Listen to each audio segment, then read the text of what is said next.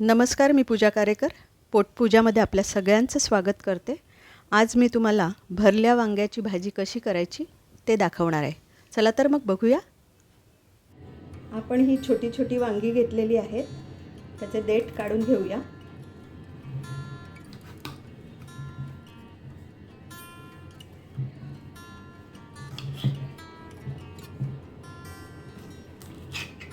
वांगी छोटी असतील तर तुम्ही अख्खी असे काप करून भरू शकता किंवा मध्ये अर्ध करून असे कापसुद्धा तुम्ही करू शकता.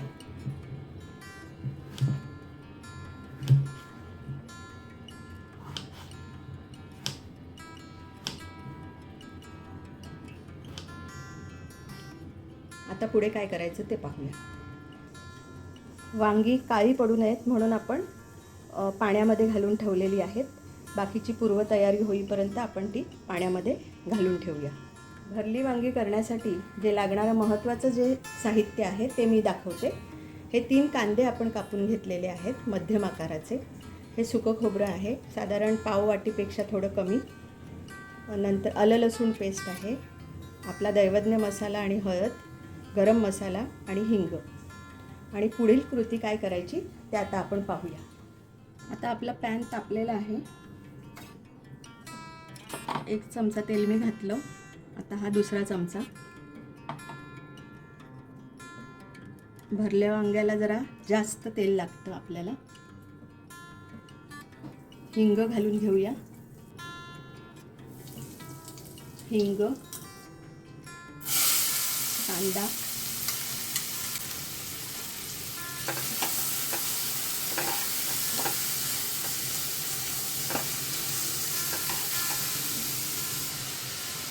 हळद,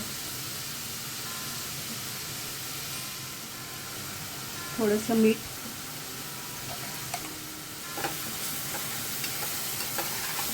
आपण आता छान कांदा कोमवून घेऊया. जरा झाकण घालून वाफ घेऊया कांद्याला.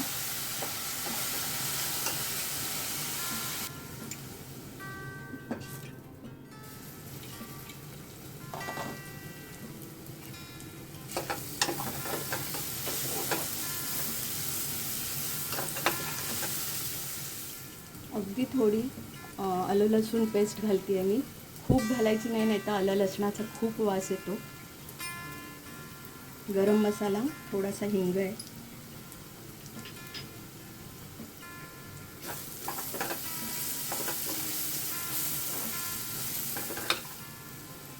आपला दैवज्ञ मसाला 2.5 चमचे.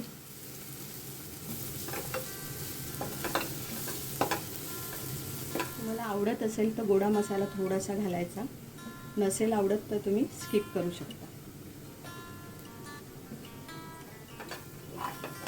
आता आपण गॅस बंद करूया आणि पुढे काय करायचं ते पाहूया. आता पाणी घालून मिक्सरमध्ये हे वाटण आता आपण वाटून घेऊया. आता हे वाटण आपण ह्या कांद्यामध्ये मिक्स करून घेऊया. अगदी चवीपुरता गूळ तुम्हाला आवडत असेल तर तुम्ही घालू शकता. मगाशी आपण मीठ घातलेलं होतं, पण आता आपल्याला वांग्यांना लागेल एवढं मीठ घालायचं आहे. आता आपण गूळ घातलेला आहे जरासा, तुम्हाला चवीपुरता आवडत असेल तर ही सगळी वांगी आता आपण भरून घेऊया. तर ह्या वांग्यामध्ये आपण हे सगळं मिश्रण भरून घेऊया.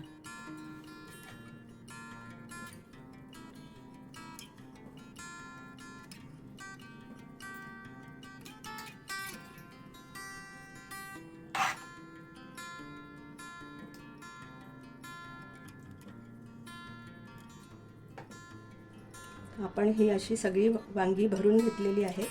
तर त्याच्यात थोडंसं पाणी घालूया आणि कुकर लावूया.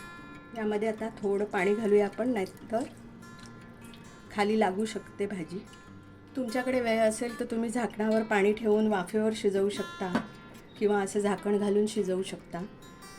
पण हल्ली मुलींना आणि सुनांना आपल्या खूप धावपळ असते, त्यामुळे आपण कुकर लावला तर 2 किंवा 3 शिट्या घ्यायच्या.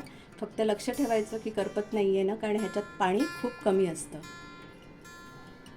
आणि समजा असं वाटलं की लागतंय किंवा वास येतोय तर त्या झाकणावर गॅस बारीक करून पाणी घालायचं, म्हणजे मग भाजी खाली चिकटत नाही.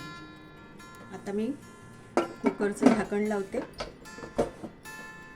आणि 2 किंवा 3 शिट्या घ्यायच्या.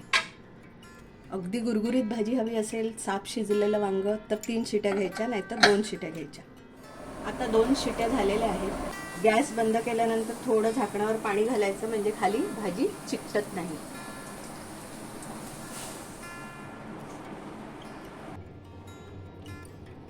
वांगी अगदी छान 2 शिट्यामध्ये शिजलेली आहेत.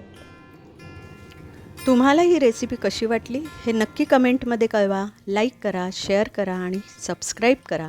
आणि हो, मस्त खाण्याची घ्यायची असेल मजा तर बघत राहा पोटपूजा.